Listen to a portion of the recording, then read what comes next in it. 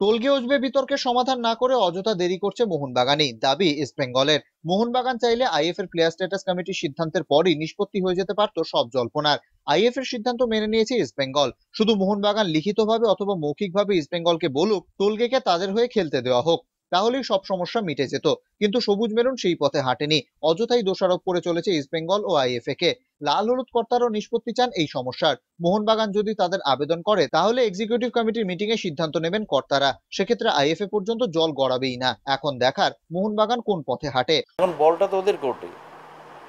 ওরা যদি চায় ইস্যুটাকে জিয়ে রেখে সময় নষ্ট করব, তাহলে আলাদা কথা। ওরা যদি চায় যে ইস্যুটাকে এখানেই ফিনিশ করে দেবো, তো এখানেই হয়। 26 তারিখে হতে পারে, কি আছে। দ্য ডিম্যান্ড হচ্ছে তোমার যেটা আইএফএ রুল দিয়েছিল, ওকে যা করতে হবে সেটা করবে, আর মোহনবাগান বলবে আমার টিমে খেলবে। তো এটা তো 1 মিনিটের ব্যাপার বলা, এটা আগেই করে নিতে পারে। এর মধ্যে তো কোনো লুকোছিপেও নেই, এর মধ্যে কোনো ইগো আমি মনে করি না কিছু। খেলার মাঠটা স্পোর্টিংনেসের জন্য।